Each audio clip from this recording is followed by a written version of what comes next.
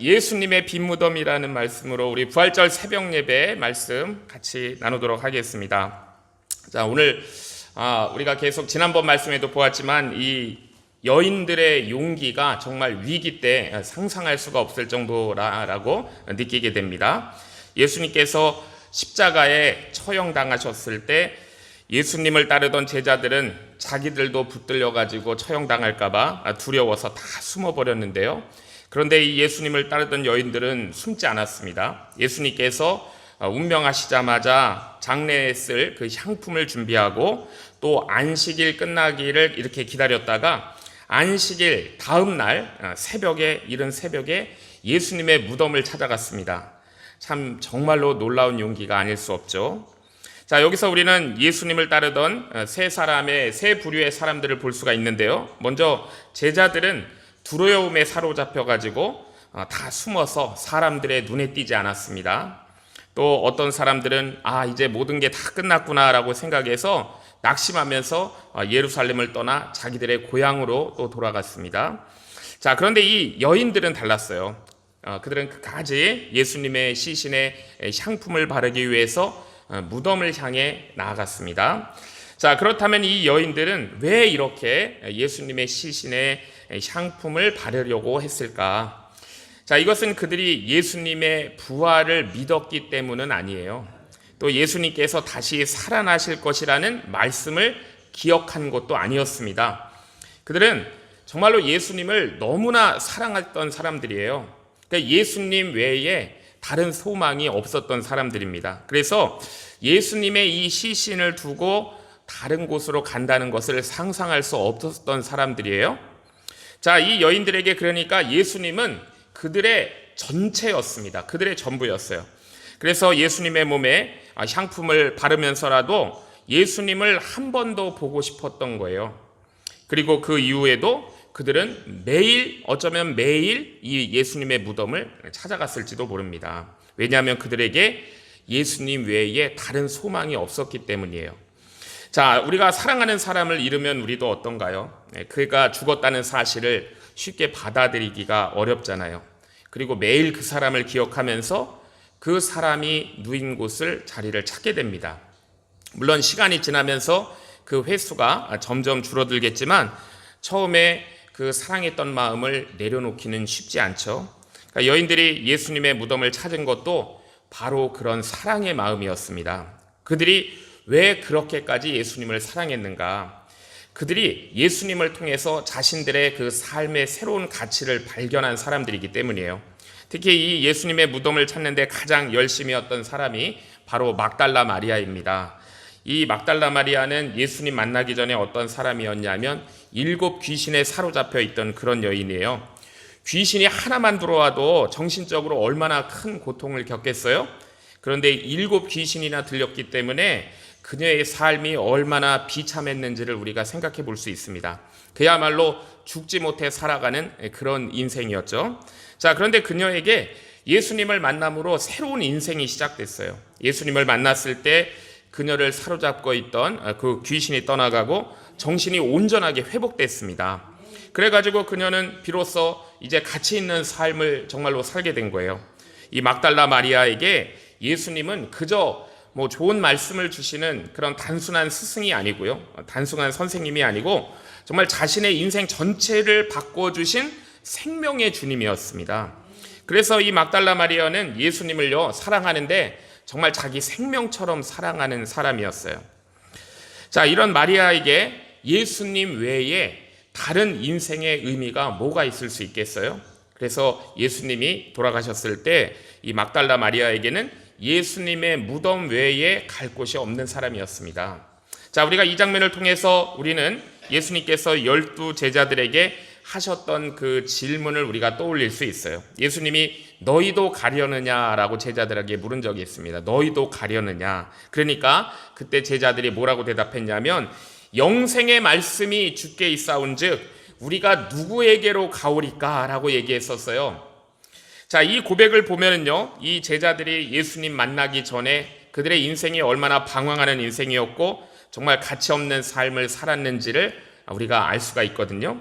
자, 그들이 예수님을 만났을 때 되찾은 것은 어떤 단순한 위로나 도움 정도가 아니었어요. 그들은 자기 자신의 참된 그 인생의 가치를 그들이 깨달았습니다. 그래서 그들은 예수님을 떠날 수가 없었어요.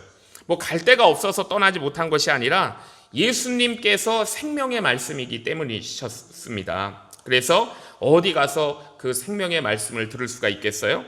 그래서 누구에게나 가서 그 의미를 발견할 수 있는 것이 아니죠. 여인들도 마찬가지였어요. 예수님 외에는 아무것도 생각할 수가 없었습니다. 그래서 우리 예수님의 십자가 그 처형은 그들의 눈에는 다시 살아날 수 있다는 그 자신들의 그런 어떤 소망조차, 다시 자신들이 살 수 있다라는 소망조차 그렇게 사라진 아주 비참한 그런 충격적인 사건이었어요. 또 우리 한 가지가 이 생각해 볼 수 있는 것은 뭐냐면, 이 막달라 마리아의 오라비가 나사로의 죽음인데 그 나사로의 죽음을 경험했잖아요. 그때 예수님께서 나는 부활이요 생명이니 나를 믿는 자는 죽어도 살겠고 살아서 나를 믿는 자는 영원히 죽지 아니하리라 라고 말씀했습니다. 그러면서 그 나사로를, 오라비를 다시 살려주셨어요. 자, 마리아는 이 놀라운 기적을 그런 체험한 사람이었습니다. 자, 그런데 왜 그들은 예수님께서 다시 살아나실 것이라는 생각을 못했을까? 우리는 또 이런 생각을 하게 돼요. 아마도 그들은 예수님께서 다른 사람은 살리실 수 있어도 예수님 자신이 돌아가시면은 누가 살릴 사람이 없잖아요. 그러니까 예수님께서는 다시 살아나실 수 없다라고 그렇게 생각한 것 같아요. 그만큼 예수님의 죽음은 그들의 믿음까지 완전히 무너뜨리는 그런 사건이었습니다. 자, 예수님의 죽음은 제자들과 또 따르던 많은 사람들의 거의 믿음을 다 빼앗아 버린 것 같아요. 자, 그들에게는 이제 믿음이 거의 남아있지 않습니다. 그럼에도 불구하고 설명할 수 없는 그 어떤 힘이 그들을 그래도 붙들고 있었고 그들은 끝까지 예수님을 떠나지 않았어요. 그것이 바로 예수님에 대한 사랑이었습니다. 자, 오늘 본문 2절에서 3절을 보면요, 돌이 무덤에서 굴려 옮겨진 것을 보고 들어가니 주 예수의 시체가 되지 아니하더라 라고 말씀했어요. 제자들이 두려워서 무덤에 갈 엄두도 내지 못했는데 여인들은 무덤을 향해 간 것이죠. 가는 길에 그들은 그 무덤을 막고 있는 몇 톤이나 되는 그 돌을 어떻게 옮길 것인가 염려했을 거예요. 그 돌은 여인들의 힘으로는 옮길 수 없는 너무나 무거운 돌이었습니다. 아마도 지나가는 사람들의 도움을 받아야 될까? 뭐 여러 가지 생각을 하면서 돌을 옮길 생각을 하면서 무덤을 향했을 거예요. 자, 그런데 이제 무덤에 도착했는데 그 돌이 이미 옮겨져 있고 무덤 안에는 예수님의 시신이 보이지 않는 거예요. 자, 이것이 여인들이 받은 두 번째 충격이었습니다. 예수님의 지금 죽음만으로도 참 감당하기 어려운 슬픔인데 이제 예수님의 시신마저 사라져버린 거예요. 여인들의 마음은 더 무너졌을 것입니다. 자, 그러면은 아니 이 일을 누가 한 것인가? 여인들이 본 곳은 빈 무덤이고요, 예수님의 그 시신을 쌌던 세마포가 남아 있었습니다. 자, 우리 요한복음에는 그 세마포가 이렇게 개켜져 있다라고 이렇게 기록되어 있는데, 자, 이 말씀은 무슨 뜻이냐면요, 누군가 시체를 훔쳐가면서 이렇게 그 옷을, 세마포를 벗기고 간 걸 얘기하는 것이 아니고, 이 개켜져 있다라는 뜻은 뭐냐면 잘 정돈되어 있다는 것은 시체를 쌌던 그 상태대로 이렇게 몸만 빠져나갔다는 뜻이에요. 세마포는 그대로 있는데 그 안에 있던 몸만 사라진 상태, 이것을 의미하는 거예요. 자, 그러나 여인들은 이 빈 무덤이 무엇을 의미하는지 알지를 못했습니다. 이 빈 무덤은 그냥 단순한 사건이 아니고 엄청난 사건의 시작이거든요. 이 빈 무덤은 우리의 모든 죄가 하나님 앞에서 완전히 용서받았음을 의미하는 거예요. 이제 더 이상 이 하나님의 심판이 남아있지 않다는 것을 보여주는 이 위대한 부활의 증거가 바로 빈 무덤입니다. 자, 여인들은 예수님의 시신이 보이지 않는 것을 보고 너무나 크게 낙심하고 근심했어요. 왜냐하면 그 이유를 알 수는 없지만 누군가가 예수님의 시신을 옮겨갔다라고 생각했기 때문이죠. 이미 예수님의 죽음만으로도 감당하기 어려운 슬픔 가운데 있는데 이제는 예수님의 시신마저 사라져버렸으니까 얼마나 그 마음이 무너졌겠어요.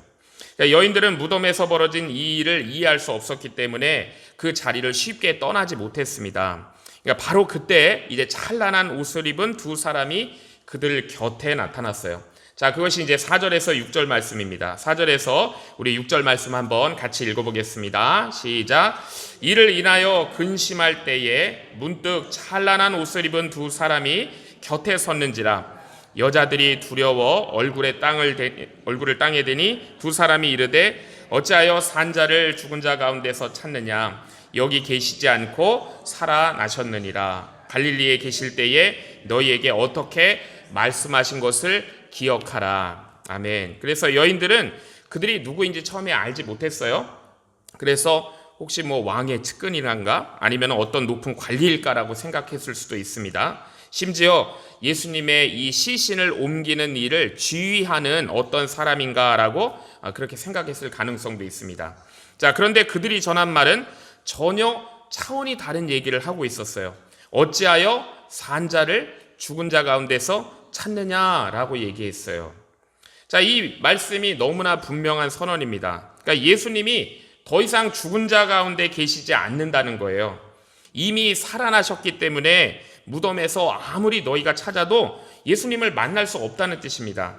왜냐하면 예수님은 더 이상 죽은 자가 아니고 살아계신 분이기 때문이라는 거예요. He is risen. 주님 다시 사셨다는 것입니다.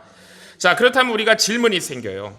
아니, 예수님이 살아나셨다면은 지금 어디에 계시는 것인가? 라는 질문을 할 수 있잖아요. 예수님은 죽음에서 부활하신 후 곧바로 어디로 가셨을까요? 하나님 보좌 우편으로 가셨습니다. 자, 그리고 필요할 때마다 제자들에게 나타나신 거예요. 예수님께서 제자들에게 나타나신 것은 예수님께서 이 땅 어딘가를 막 돌아다니시다가 우연히 나타난 게 아니에요. 하늘의 영광의 보좌에서 직접 제자들을 부활의 몸으로 찾아오신 거예요. 자, 부활하신 주님은 더 이상 이 땅의 시간과 공간의 제약을 받는 분이 아니셨습니다. 자, 만일 천사들이 여인들에게 이 사실을 알려주지 않았다 그러면은 여인들은 슬픔에 잠긴 채 이 산 저 산, 이 동네 저 동네를 다 뒤지면서 예수님의 시신을 찾으려고 했을 거예요. 자, 그러나 주님은 이 사랑하는 여인들이 헛된 수고하지 않도록 그렇게 내버려 두지 않으셨습니다. 자, 그래서 하나님께서는 이 존귀한 천사들을 보내셔가지고 가장 먼저 이 여인들에게 이 부활의 기쁜 소식을 알려주신 거예요. 자, 그리고 천사들은 단순히 부활했다 이렇게 소식만 전한 것이 아니고 기억을 깨워주었습니다. 갈릴리에 계실 때에 너희에게 어떻게 말씀하신 것을 기억하라라는 거예요. 자, 그러면서 7절에 이렇게 이어지잖아요. 이르시기를 인자가 죄인의 손에 넘기워 십자가에 못 박히고 제3일에 다시 살아나야 하니라 라고 하셨느니라 라고 말씀했어요.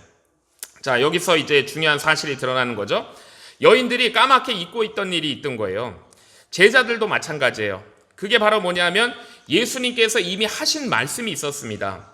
예수님은 분명히 자신의 죽음과 부활을 여러 번 예고하셨어요. 자, 그런데도 그들이 이 말씀을 기억하지를 못하고 있었습니다. 왜 그랬는가? 자, 그들은 예수님의 고난과 예수님의 죽음을 절대로 자기들이 받아들이지를 않았기 때문이에요. 예수님은 하나님의 아들이시기 때문에 고난받을 리가 없어. 예수님이 하나님의 아들이시는데 어떻게 돌아가실 수가 있어? 라고 생각하고 받아들이지 않은 거예요. 자, 그들은 자신들이 듣고 싶은 말씀만 들은 거죠. 그래서 자기들이 이해하기 어려운 말씀은 마음에 담아두지를 않았던 것입니다. 자, 그런데 예수님께서 이 땅에 오신 목적은 분명한 거예요. 우리의 죄를 대신하여 십자가에 달려 돌아가시고 사흘 만에 다시 살아나시기 위해 이 땅에 오신 거예요. 자, 따라서 우리는요, 우리의 생각과 우리의 기준을 가지고 믿으면 안 되는 거예요. 철저하게 하나님의 말씀, 성경을 기준으로 하는 믿음 위에 서야 되는 것입니다. 내 생각에는 이해가 잘 되지 않을 수도 있어요.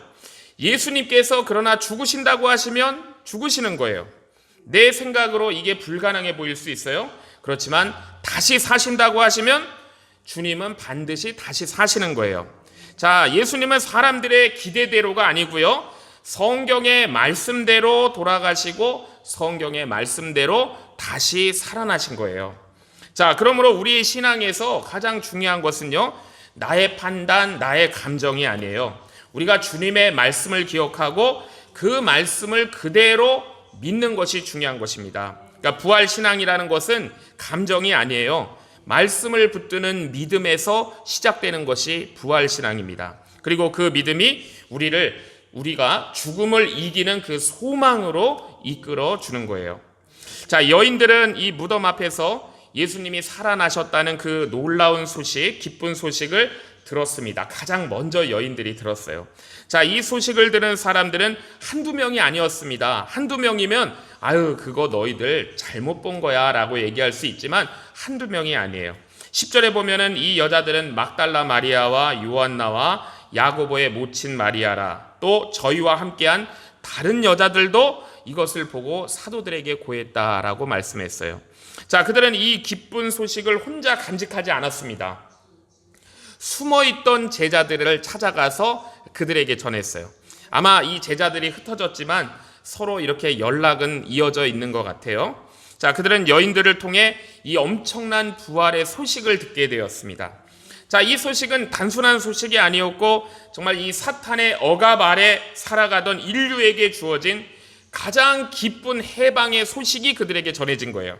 우리 마치 대한민국이 일제강점기 36년 그 압제에서 벗어나 일본이 망했다라는 소식을 들었을 때와 같은 그런 큰 기쁨의 소식인 거예요. 자, 원래 이 복음이라는 말 자체가 굿뉴스 아닙니까? 기쁜 소식이에요. 자, 예를 들어서 이런 거예요. 어떤 사람이 빚을 갚지 못해서 종이 되었습니다. 노예가 됐어요. 그런데 누군가 그 자신의 빚을 갚아주었다는 거예요. 자, 그래서 그 소식, 그 기쁜 소식을 알려주는 것, 이것이 복음이에요. 자, 그 소식을 듣는 순간 얼마나 기쁠까요? 아, 나는 더 이상 노예가 아니고 내가 이제 자유인이 되었다라는 그 기쁜 소식인 것입니다. 자, 마찬가지로 우리가 죄 가운데 묶여있던 우리 인간에게 가장 기쁜 소식은요, 예수님께서 죽음을 이기고 부활하셨다는 소식이에요.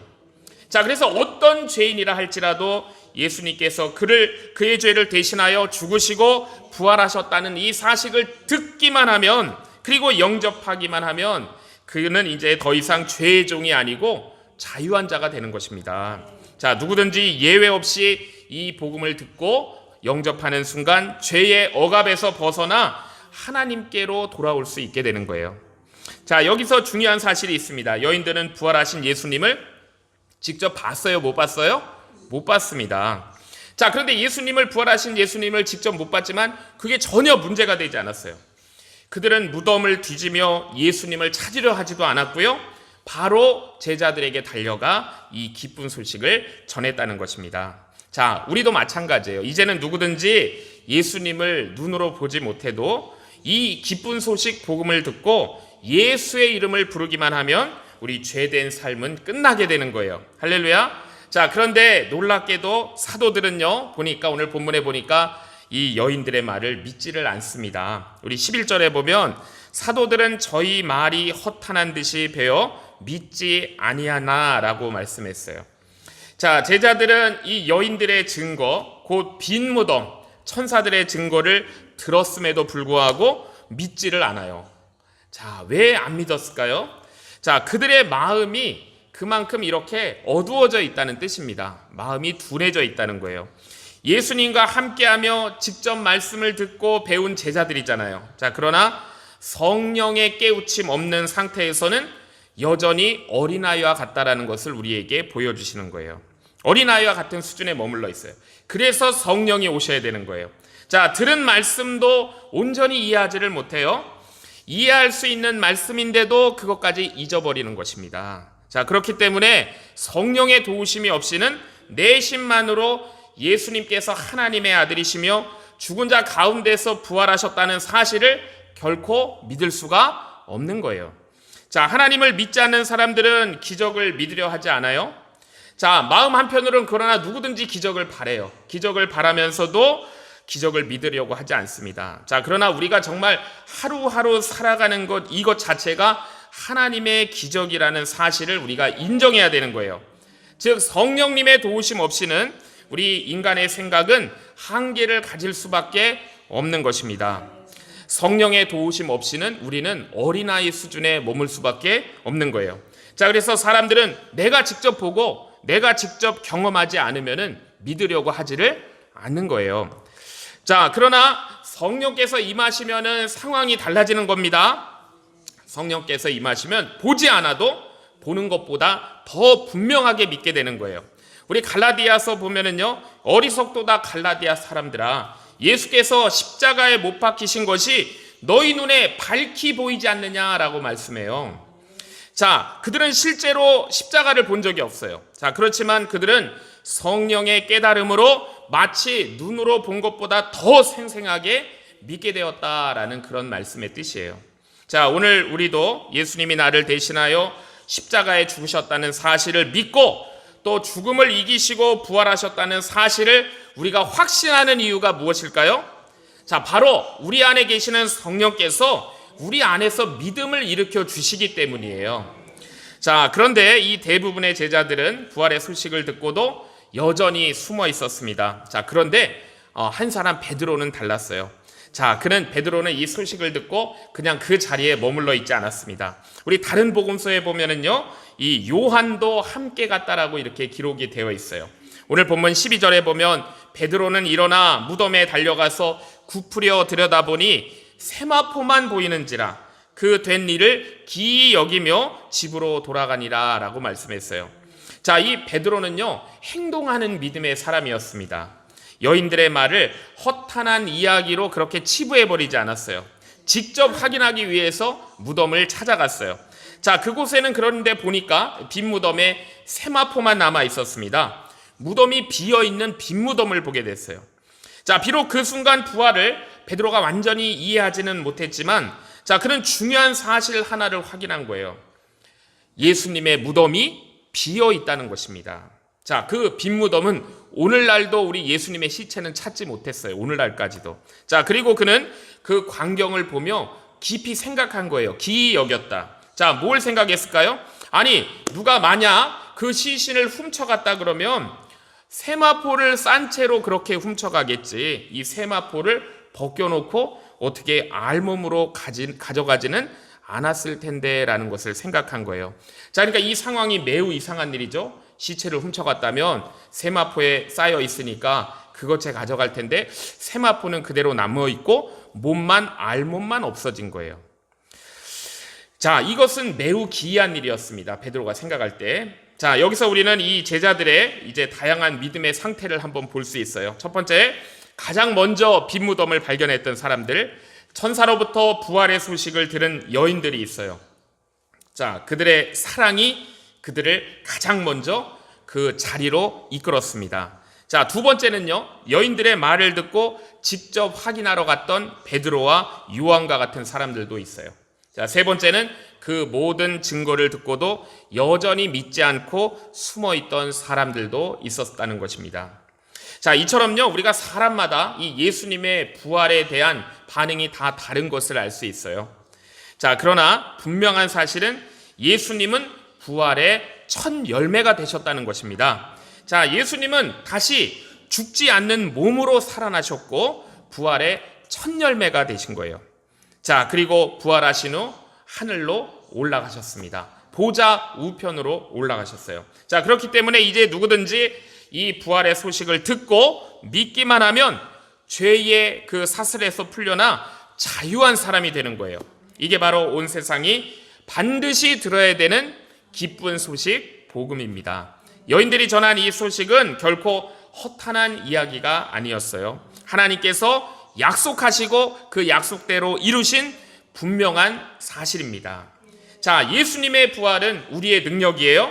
예수님의 부활은 우리의 힘이 되었어요. 그리고 우리가 우리의 생각과 혈기를 주님 앞에 내려놓으면 내려놓을수록 주의 부활의 능력이 우리 안에 더 강하게 역사하고 나타나게 됩니다.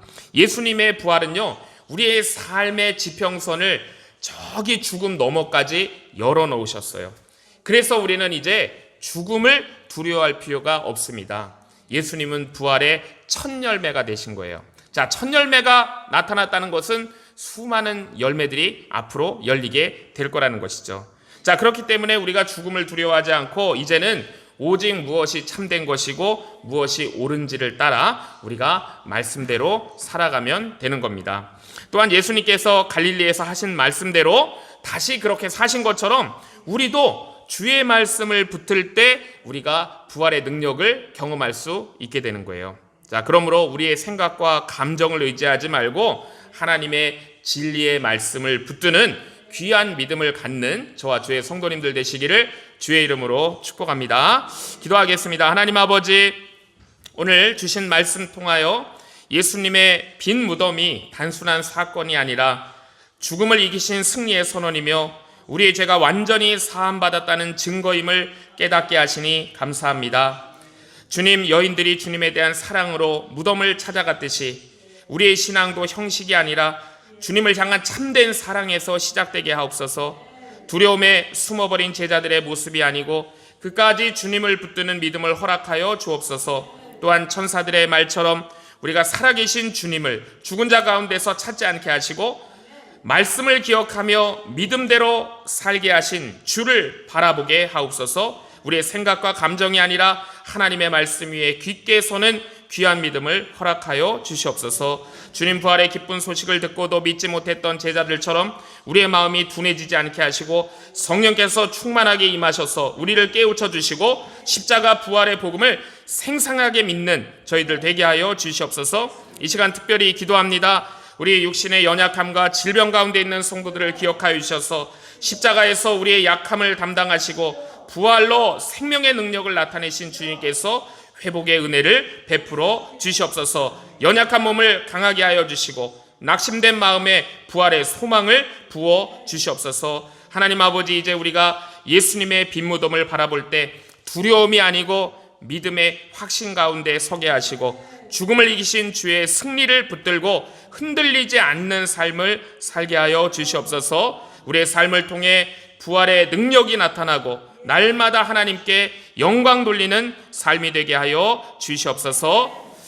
이제는 사망 권세를 이기시고 부활하사 우리에게 영원한 생명과 승리를 주신 구주 예수 그리스도의 크신 은혜와 우리를 사랑하사 독생자를 내어주시고 빈 무덤으로 구원의 완성을 이루신 하나님 아버지의 극진하신 사랑하심과 부활의 소망을 우리 마음에 확증하시고 말씀 가운데 믿음으로 살게 하시는 성령님의 역사 교통하심이 예수님의 빈 무덤을 바라보며 두려움이 아니라 확신으로 살기를 결단하고 부활의 기쁜 소식을 붙들고 믿음으로 승리하기를 소망하며 우리를 보내시는 세상을 향해 소금되어 빛되어 힘차게 나아가는 주의 귀한 성도들과 그 가정과 우리 연합교회 위에 이제로부터 영원토록 함께 있을지어다. 아멘.